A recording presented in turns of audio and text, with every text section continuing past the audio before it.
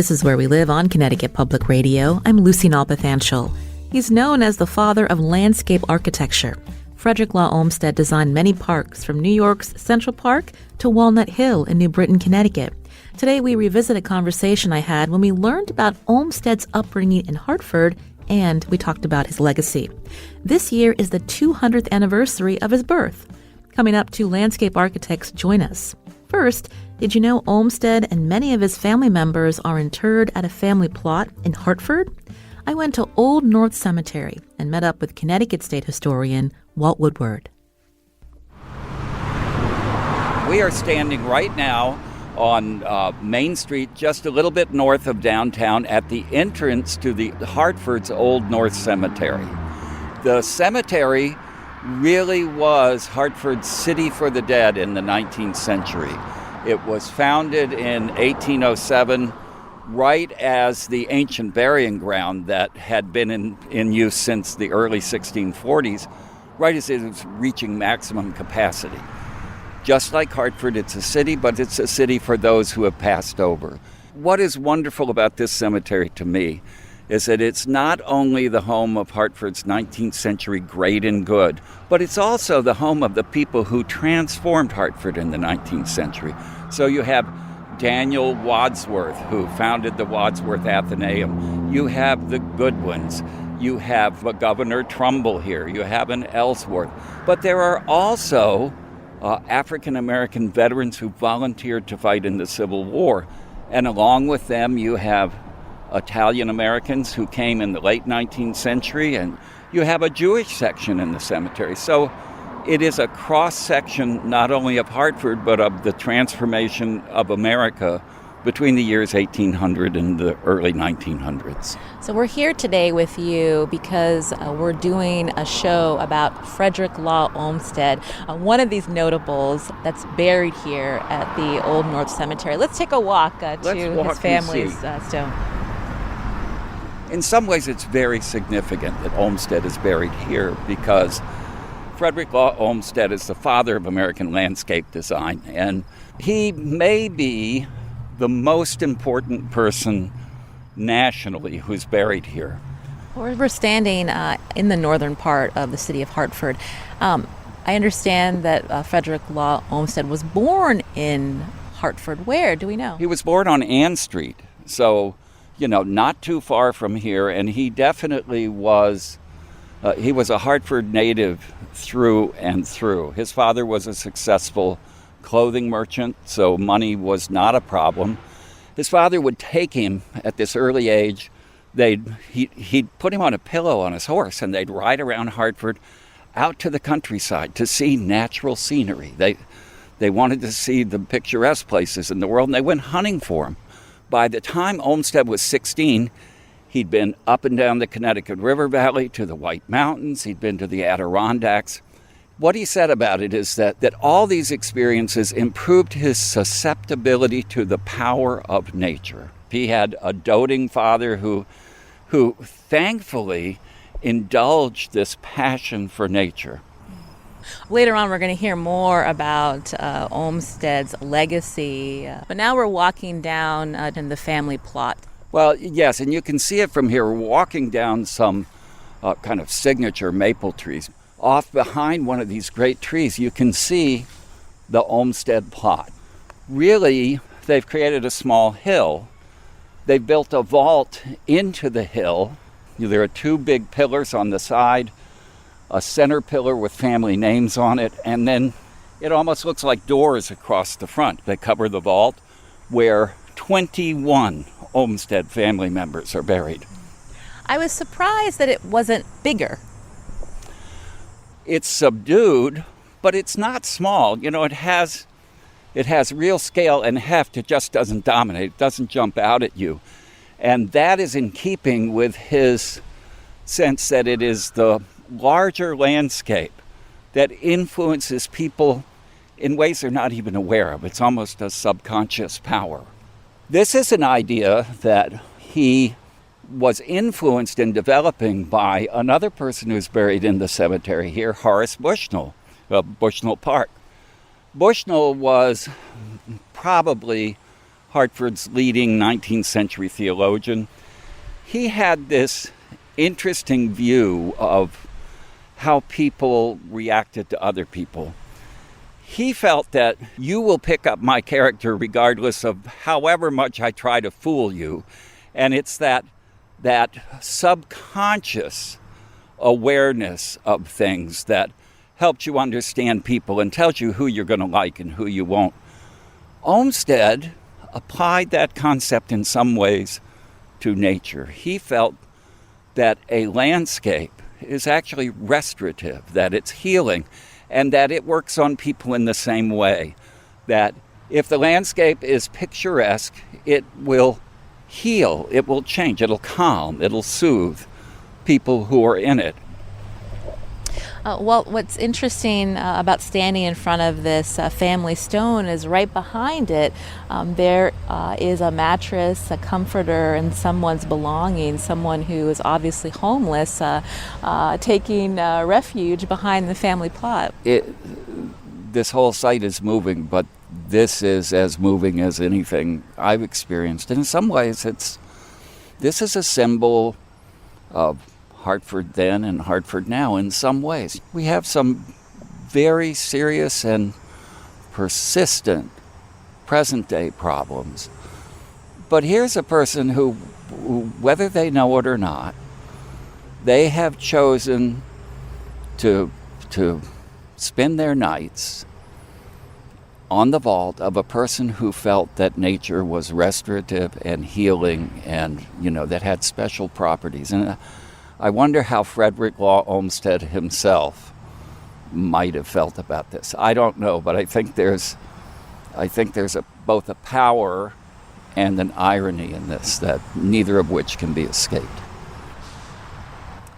That was Walt Woodward, Connecticut state historian, showing us the Olmsted family vault, where renowned landscape architect Frederick Law Olmsted was interred in 1903 inside Old North Cemetery in Hartford. Now, we're learning about Olmsted today. Did you know about his Connecticut roots? Joining me now to talk more about his life, Olmsted's life, is author Justin Martin, who wrote Genius of Place, The Life of Frederick Law Olmsted. Welcome to the show, Justin.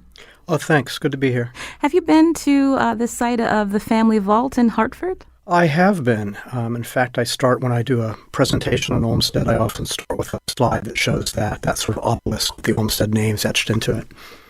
When we hear Walt Woodward describe Olmsted's upbringing, his special relationship with his father, tell us what you learned about Olmsted and how that shaped how he ended up being this renowned landscape architect. Well, as Walt mentioned at the top of the segment, nature was so much a part. Although Olmsted was a city dweller, he grew up in the city of Hartford. At the time Olmsted was growing up, Hartford only consisted of 20 blocks, and so it was so easy and so quick to get out of the city and into the surrounding hinterlands, and Olmsted did that frequently. Walt mentioned the horseback trips that Olmsted would take with his family, where Olmsted would sit on a pillow. His father would put a pillow in front of him on the saddle. Little Olmsted would sit on that. And what I was really struck by about those family trips is Olmsted recalled them as being just silent. His family would for hours travel through the countryside surrounding Hartford, just in silent reverence of nature. That really stayed with Olmsted. The other thing, besides just sort of being able to quickly escape out of town, even on foot, and even as a young child in a different era when there wasn't so much concern about an unattended child, Olmsted also, it's worth mentioning, while at Hartford, attended a number of different schools. He was not an apt pupil, and he would often sneak out of school and, again, wander into the countryside. So one cannot overstate how much the availability of the surrounding countryside and Olmsted's experience of it would shape his later career. Many people know him because of his work on Central Park in New York City, but he didn't just go from, living in a prosperous family and being educated, although you said that he liked to sneak out and be out in the natural world as much as possible. He didn't just become a landscape architect overnight. Can you talk about, the interesting path that he took to the career that he's known for now? Sure. Well, Olmsted dropped out of school at the age of 14, and not such an unusual thing in the 19th century, but it certainly meant he was going to have to find a career as a 14-year-old. And he He bounced around a lot. He tried being a surveyor, which was sort of a sensible outdoor job, but he liked the swimming, hiking, and fishing part of surveying. the actual math and so forth didn't appeal to him, so that didn't really stick. He tried being a clerk in Manhattan. That certainly didn't stick. He didn't like having a desk job, but part of his job as a clerk in Manhattan involved going on board of ships that were docked there and kind of inventorying them. And that kind of set off a notion in his head to try being a sailor. And he took a sailing voyage to China. That was certainly a great adventure, but he found that he was more of a landlubber. So now by this time in his early 20s, he was going to have to, he was still casting about looking for a job he could settle into. He tried scientific farming and worked a couple farms, including one in Connecticut, where on the Connecticut coastline. And all of these things, the interesting thing with Olmsted is nothing with him was ever lost. And so, the experiences he's had, even though he's kind of bouncing around from job to job and thing to thing, he kind of kept all this sort of gathering in his mind, all these different things, the ocean voyage, the being a surveyor and so forth, the being a farmer. And ultimately, when he had his opportunity that came sort of by happenstance to become a landscape architect to design Central Park, he was ready. He brought all of these prior experiences to bear, and that's why his designs for Central Park and other parks that he would design are so special and set apart, is because he brought all these other disciplines and ideas to his designs. I was interested, before we talk about how he went from designing Central Park to many parks and landscapes around the country. He also tried journalism, and I was curious if you could tell us more about where he was assigned and how that also influenced his work. Justin. Absolutely. So another in his list of careers before he kind of fell into landscape architecture was being a journalist. And he was a journalist for a startup publication called the New York Times. It was brand new. New York Times, this was a time when you'd had, a dozen competing dailies in a major city such as New York City. So the New York Times was trying to get on the map. The idea they came up with was they were going to dispatch a correspondent to travel through the South. This was in the antebellum period, about 10 years before the Civil War. And they wanted this correspondent to report on the agricultural conditions and also and slavery in the South. Now, Olmsted applied for this job. He had a 5-minute interview with the editor, and he landed the gig. Part of it was because it was a startup. The New York Times was just kind of all hands on deck.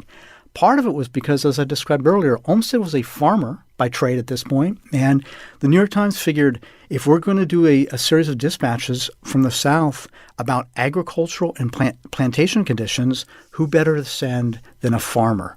And so Olmsted set out. He took 2 tours of the southern United States, each lasting about 6 months, created a whole series, I think 48, if I remember correctly, of dispatches for the Times, and they were just groundbreaking. And per usual, although he hadn't yet fallen into the career of landscape architect, his travels through the South really would, maybe more than a lot of his other sort of false starts, would inform him when he became a landscape architect. And the reason why was one of his most enduring observations was he noticed that plantations in the South were at great physical remove one from another. Often the plantation owners would be 30 or 50 miles away from the next plantation. And by virtue of this, there was very little cultural commerce between plantation owners. And furthermore, we have sort of in our mind from Gone with the Wind, Tara, this big, beautiful mansion. Many of these plantation owners were living very hard-bitten lives. I mean, they had very inefficient kind of bare bones operations. They lived in shabby houses, not Tara-like mansions. And Olmsted observed that they were having to work so hard, they were living at such great remove one from another, that, as I said, there was a kind of cultural impoverishment. And Olmsted famously said during his entire travels through the South, he never observed a work of Shakespeare, never observed the pianoforte. And so when he fell into park making, one of his ideas was he wanted to combat that cultural impoverishment by creating spaces in cities where people of all different kinds would be thrown into close proximity with one another, forced to exchange ideas, and he felt that would foster democracy. What about when he observed slavery, the cruelty of it, Justin? You mentioned that his work for the New York Times was groundbreaking, but how did that impact him and also the abolitionist movement? Well, the way it impacted him was it really – Olmsted started out with a kind of an economic criticism, and a very apt one, of slavery. He was a farmer himself, and he observed how inefficient plantations were as operations. But then as he became a first-hand observer of plantations, he also saw the incredible cruelty.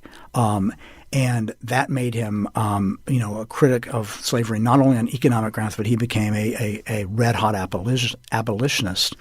And again, that would sort of foster his notions about wanting to have democratic spaces in parks, places for people of all backgrounds and all classes to mix and mingle. So that really was born from those travels to the South. It's also worth mentioning that his work was collected. His dispatches were collected in a book called The Cotton Kingdom, which was read pretty widely, including in Great Britain. And it actually had an effect. It's kind of amazing. Great Britain was kind of on the fence at the beginning of the Civil War, and many, many things tilted Great Britain ultimately to not interfere on the side of the South, which is what people were concerned with, because Great Britain was very dependent on cotton supply from the South.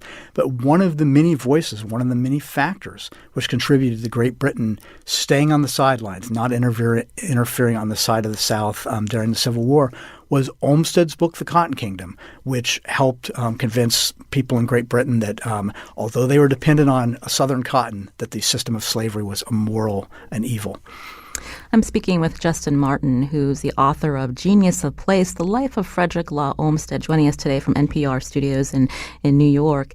Justin, so let's get back to Central Park and how Frederick Law Olmsted got involved. He had a co-designer of this space, but tell us, what did Central Park look like before it became Central Park? Before it became Central Park, and why it became Central Park, was it was a central piece of land in New York City that was very unattractive and wasn't really possible to develop very easily.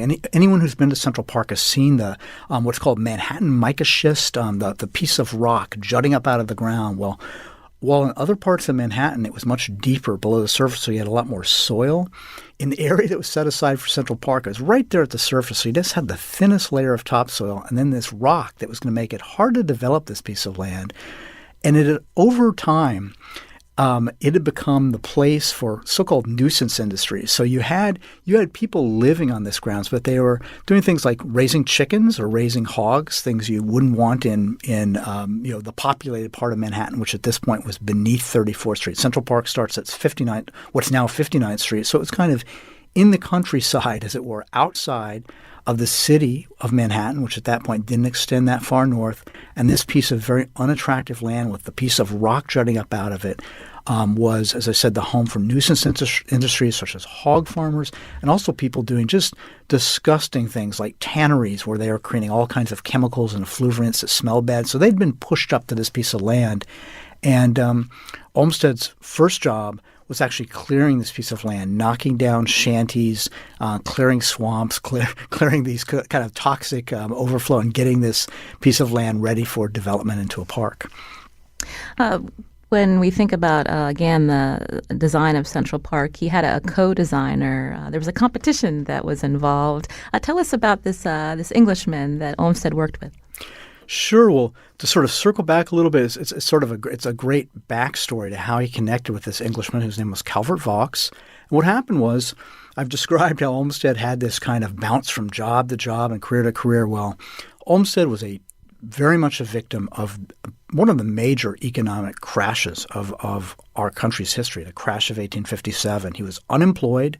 He had holes in his shoes, Olmsted did. He owed money to almost everyone he knew. And he had the opportunity to go to work. He found a job where he would be clearing this piece of land. It was a very modest job. He was, at this point, he simply was. The park was to be called Central Park. There was an existing design for the park done by someone else, and Olmsted, at this time when he was in economic straits, hired on to become the superintendent. Sounds better than it was. It was simply a job that involved clearing this piece of very unattractive land. Well, meanwhile, this English-trained architect named Calvert Vaux, he perceived that the existing design for Central Park by someone else was a very poor design. So Vaux started kind of asking the board of the future Central Park to table the existing design and to maybe have a design competition. And the board agreed. They said, okay, we'll table the existing design, open up a public design competition. At that point, Vaux sought out Olmsted to be his partner for the design competition. And Vaux didn't seek out Olmsted because Olmsted had established any kind of reputation as a journalist or farmer or anything else. Vaux sought out Olmsted because Olmsted had been out on this piece of land, knocking down shanties and draining swamps. And so Vaux perceived that Olmsted would have some notion of the lay of the land. What Vaux hadn't bargained on was that teaming up with Olmsted, from all these careers he'd had all along the way as surveyor and journalist and so forth, was going to bring this wealth of incredible ideas to their design. Their design, when the public competition happened, there were going to be 33 contestants.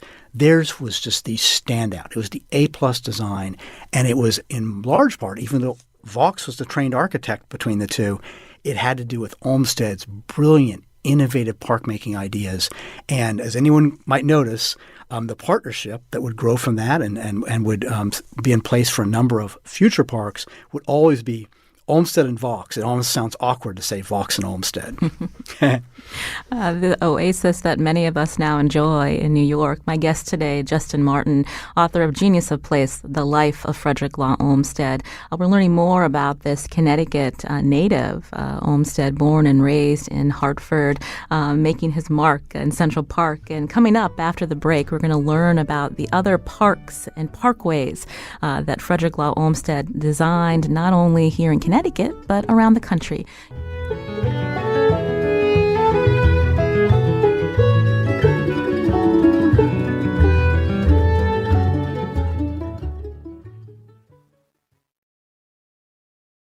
This is Where We Live from Connecticut Public Radio. I'm Lucy Nalpathanchel. My guest today is Justin Martin, who's author of Genius of Place, The Life of Frederick Law Olmsted. We're learning more about Olmsted today, a Connecticut native. Now, we know he's famously known for designing Central Park in New York City. My introduction to him was in Buffalo, New York. I lived near Olmsted's Delaware Park, one of several beautiful spaces Olmsted designed in Buffalo with architect Calvert Vaux. Now, the 6 parks there are connected throughout the city by parkways lined with trees. Here in Connecticut, Olmsted also created several parks in New Britain, Hartford, and Bridgeport. To tell us more, joining me now in studio is Phil Barlow, founding principal of To Design Landscape Architects in New Britain, Connecticut. Phil, welcome to the show. Good morning. Before we talk more about the mark that Olmsted left in Connecticut, I wanted to take a few calls. Linda's calling from West Haven. Linda, go ahead. Hi, a wonderful program. I'm a guide at the New York Botanical Garden, but to get to the point, I had found out recently of a small homestead on Staten Island that was connected to Frederick Law Olmsted. I think, I'm not involved, but I think they are looking for funding. Wondering if you knew about that. Well, that's a great question. Let me start with our local landscape architect, Phil Barlow, who I introduced. I'm just curious about some of these places that Olmsted helped design, this one being on Staten Island that Linda mentioned. Sure. It sounds like one of the places that Olmsted farmed before he became a landscape architect. I should interject here. I'm on the board of the outfit that it's his Staten Island farm. That he farmed in the 1840s, and it's a preserved place as in it's protected, but it's in great disrepair. So the caller was right. There's an effort underway right now to try to take this historic structure. The farmhouse is still there, as you might imagine. It's a 140-acre farm. So what it's surrounded by outside of the existing farmhouse are Burger Kings and Taco Bells, but the farmhouse is still there on about an acre of land. It's in a state of disrepair, but there's a real effort underway to try to take this historic spot where Olmsted worked for 4 years and restore it. Phil, who's in studio with me, I mentioned you are a landscape architect. When were you introduced to Olmsted? I was introduced to Olmsted, I think, in school. Like many landscape architects, I'd never heard of the profession, much less Olmsted, but was introduced to him in school and have since come to kind of worship at his feet, as most landscape architects do. Now, your firm is in New Britain, so some of our listeners may know that the park behind the New Britain Museum of American Art, Walnut Hill Park, designed by Olmsted. Tell us more. It is. Walnut Hill Park is the pride of New Britain. It's an Olmsted park and one of his earliest parks, not long after Central Park. But its story began in 1867 when Frederick Stanley, founder of the Stanley Works, wrote to Olmsted and asked him to come to New Britain to design the park around the existing reservoir that Stanley and other industrialists had built to fight fires. Presumably, Stanley would have known Olmsted through his work at Central Park and also at Seaside Park in Bridgeport. Olmsted came to New Britain, presumably stayed at Stanley's house per the invitation, but promptly declined Stanley's invitation to design a park because he responded that there wasn't near enough land to design a park as Olmsted would want and as New Britain needed. Stanley was not a man to be deterred, and Stanley promptly acquired 90 more acres at the bottom of Walnut Hill. Olmsted came back and did design the plan for Walnut Hill Park that was implemented over the next few decades.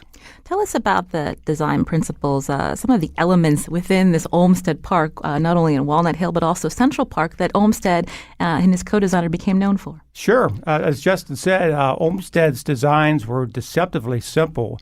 Components would be a large meadow surrounded by a meandering drive, which at that time would have been a carriage drive, informal clumps of trees, often a large water body, an irregular shaped lake, and often there would be also a very formal element, a plaza, or as it was called at that time, a mall, a walkway, which would be kind of a counterpoint to his informal naturalistic designs. But Walnut Hill Park has all that except the pond. There is no lake or water body. You mentioned that some may not even know what it means to be a landscape architect. So tell us more about what led you to follow this trade. Sure. As a kid, I always wanted to be an architect, not knowing about the profession, but discovered landscape architecture through a trip through the course catalog and discovered that landscape architecture was really what I was attracted to with architecture. Spaces between the buildings, if you will, and open spaces. So that did lead me to the profession. It's a great profession, designing outdoor spaces, much as Olmsted kind of led the way. So not necessarily designing a garden or park with gardens, but spaces that connect, that also the roadways are also part of the plan and not a park just stuck in a particular spot. Correct. We like to say that the landscape architecture is everything outside the building. So we're creating spaces, places for people to use to complement the architecture. We got a tweet from a listener, Christina, who writes that in 1845, Olmsted came to Waterbury and worked on the farm of Joseph Welton at the recommendation of Fred Kingsbury. Phil Barlow, who's the local architect, what can you tell us about that? Certainly that was part of Olmsted's education. As Justin alluded, he followed many paths and went down many roads before he discovered his true passion. But yes, that does sound familiar. We also heard from Zach on Facebook that Olmsted Sr., Frederick Law Olmsted, designed the grounds of the Hudson River State Hospital in New York, also the Institute of Living campus here in Hartford. So Justin Martin, again, who's joining us from NPR studios, tell us more about how he became in demand and some of the other places he left his mark. Sure. Well, Central Park was the ultimate calling card, as you might imagine. It got reviewed the way they review the opening of these days of a movie. Back in those days of a Mozart symphony or something, and so it got rave reviews in the press. It was the ultimate calling card, and by virtue of that, Olmsted became very in demand. Cities at that point were sort of in the model of Manhattan were very dense, and there was a sense that if land wasn't set aside now, they were just going to fill in. And so places like Buffalo, where you said you spent time, they were wise enough to consult with Olmsted and Vaux and to set aside land when there was still land to be set aside in what's now the inner city of these communities, places like Buffalo, Louisville, Milwaukee. all of them approached Olmsted, and he designed wonderful parks for all those places. And as I mentioned earlier, you mentioned the grounds of a hospital. I mean, Olmsted's work, it wasn't only we remember him for his park work, but it was also hospitals and schools and private estates, just a huge number of different clients that reached out to him. Phil Barlow, who's in studio with me, founding principal of To Design Landscape Architects in New Britain. I believe Olmsted also was involved with Trinity College in Hartford. Tell us about that. He was. Olmsted provided several studies, several plans for the layout of Trinity College. He also was consulted on the location of the college when it moved from for what we now know as Bushnell Park.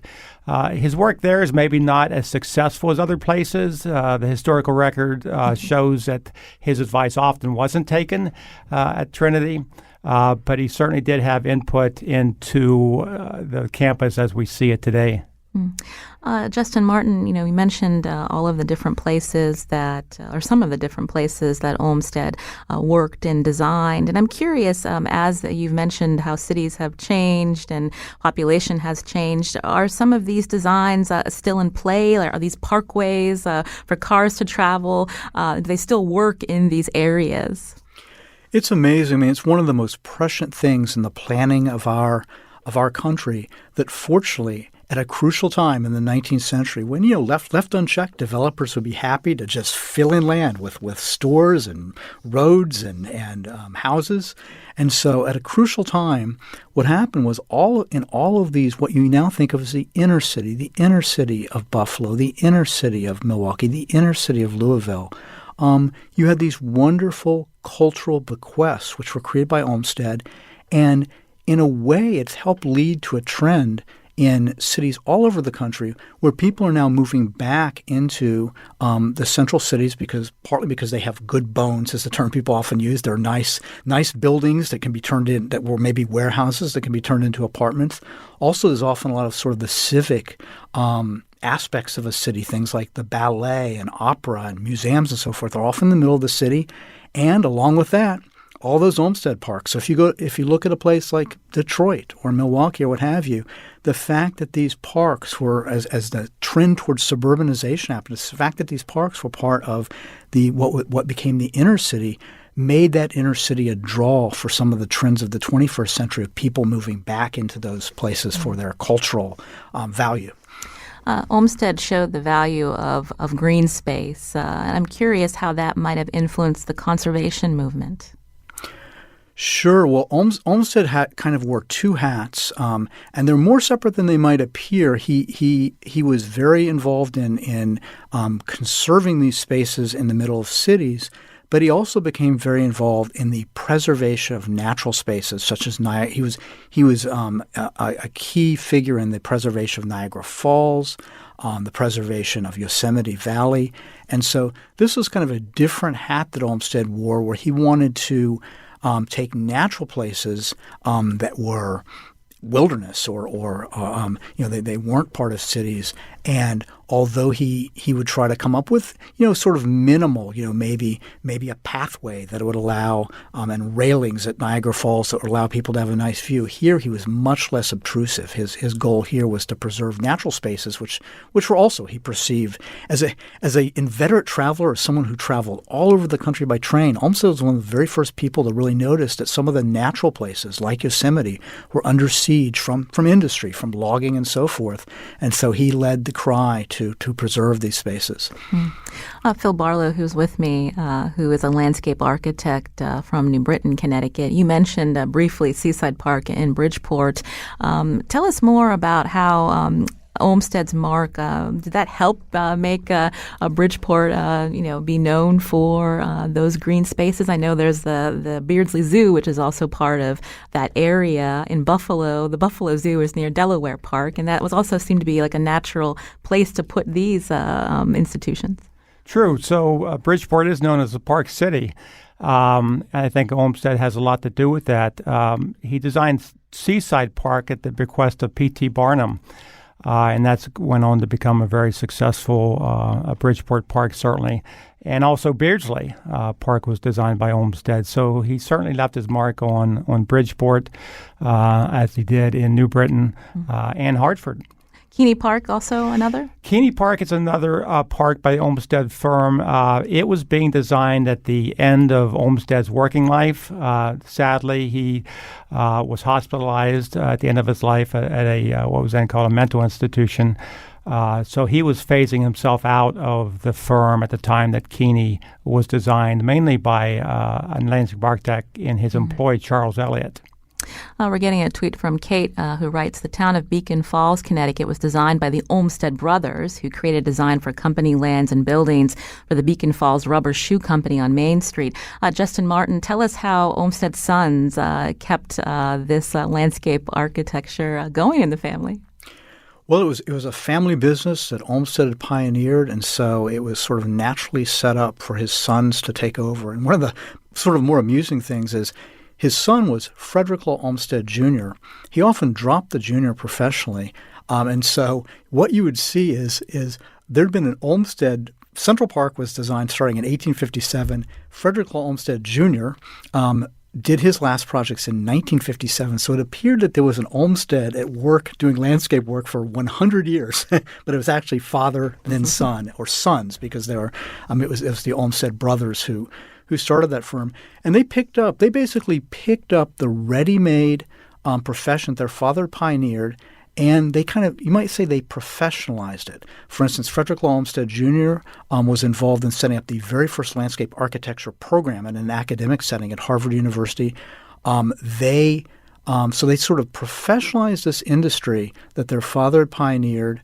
They had the benefit of the telephone, the airplane by later in their careers. And so where Olmsted was able to cover a lot of ground, they really covered a lot of ground. And the person who sent that tweet, I believe, made allusion to some corporate work. As you might imagine, one of their main projects, the Olmsted brothers, along with park work and so forth, was doing a huge amount of corporate campuses, and which was something Olmsted Sr. was not so involved in the 19th century. But in the 20th century, they did a number of corporate campuses, including, I believe, the Etna campus, which I believe is in Hartford. Right around the corner from where we are located. Justin Martin, again, is author of Genius of Place, The Life of Frederick Law Olmsted. He's going to stick around with us. But I want to thank Phil Barlow, founding principal of To Design Landscape Architects in New Britain, to tell us more about Olmsted's mark here in Connecticut. Thank you, Phil. Thank you. Coming up, we're going to learn more about Olmsted's legacy and how his designs are influencing other landscape architects. You can join us, too.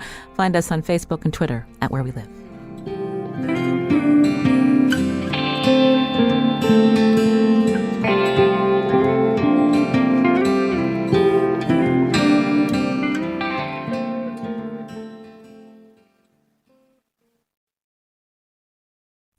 This is Where We Live from Connecticut Public Radio. I'm Lucy Nalpathanchel. The work of landscape architect Frederick Law Olmsted is found around the country. Olmsted was born and raised in Connecticut, and we're learning more about him today from Justin Martin, author of Genius of Place, The Life of Frederick Law Olmsted.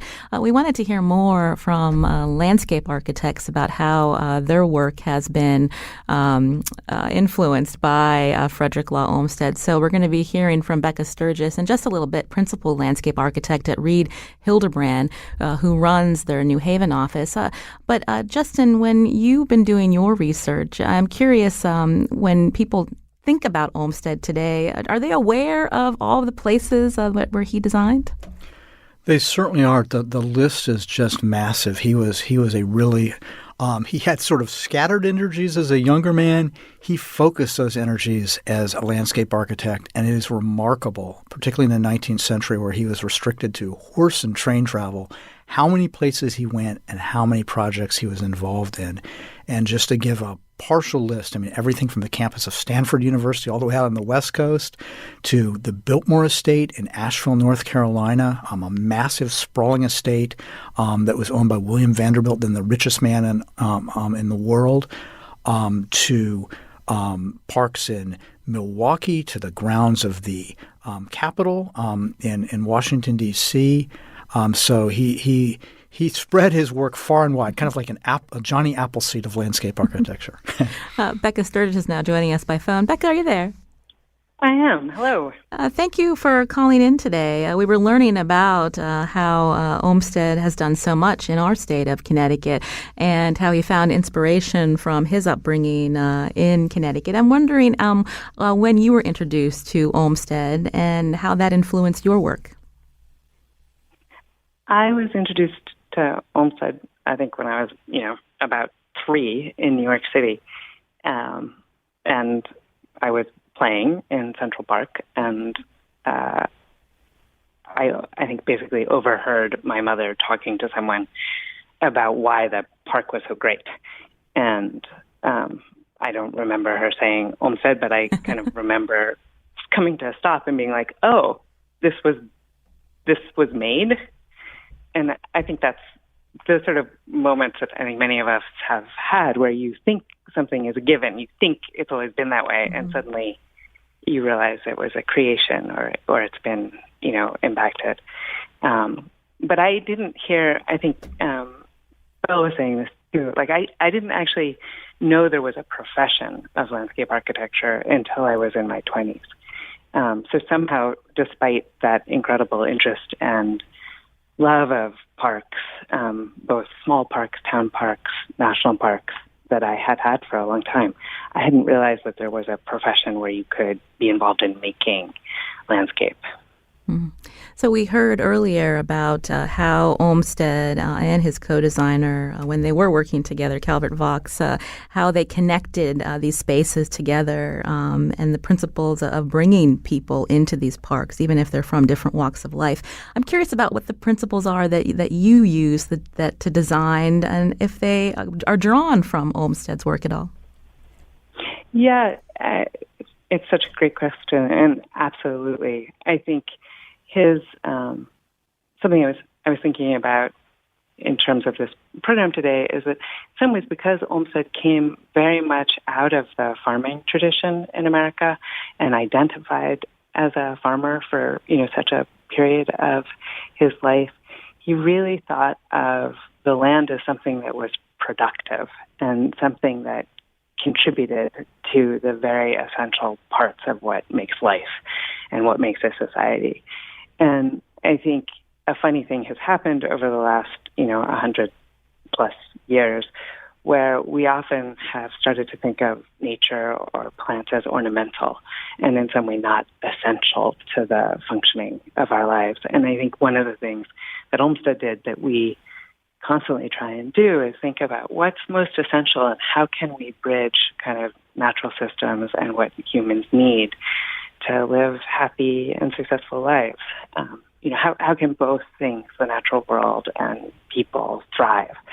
But I think the question that you're getting at in terms of like people's health and, air quality and water quality, these are all things that we constantly think about. And then today, with the way I think we're all thinking about issues of inclusion and access, these are critical issues that basically come up in every single project that we have. How does one person get from place A to place B? And in Connecticut, where we have a lot of interesting topography, the ground really shifts, and it's hard for many people to get around. And so how do you make that work for people?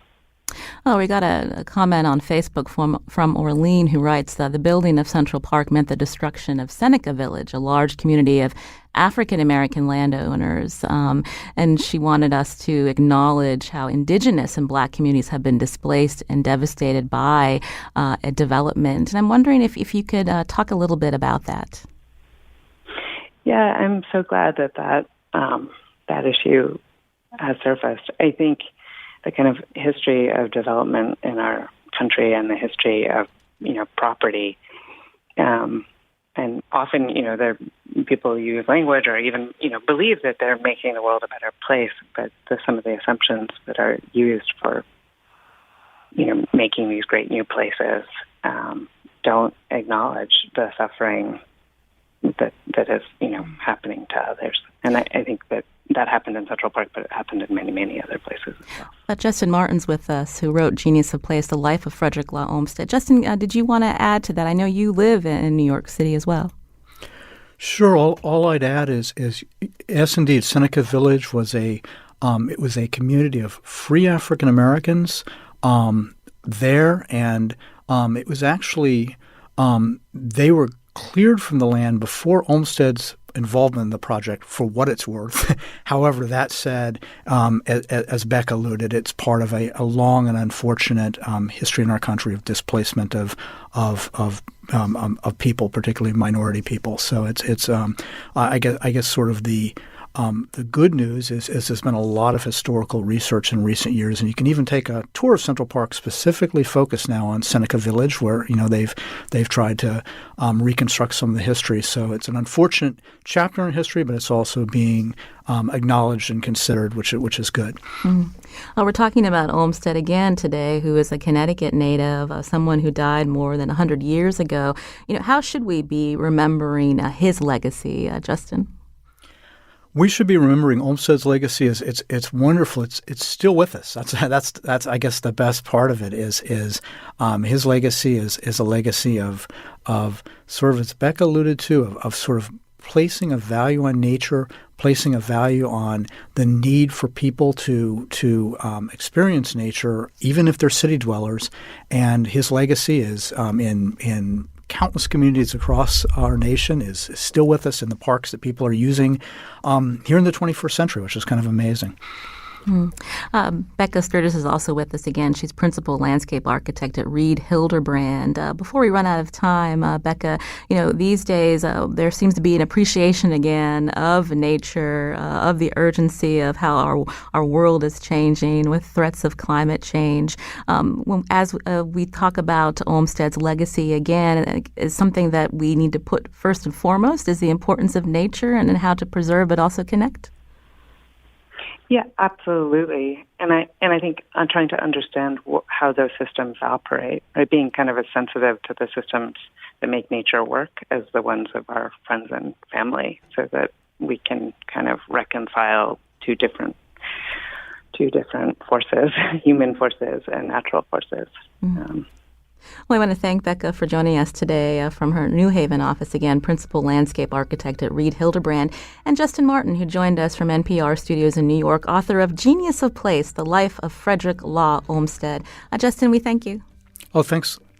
Today's show, produced by Carmen Baskoff. Our technical producer is Kyone Wolf. You can learn more about the show. Just download our podcast on your favorite podcast app. I'm Lucy Nalpathanchel. Have a good weekend.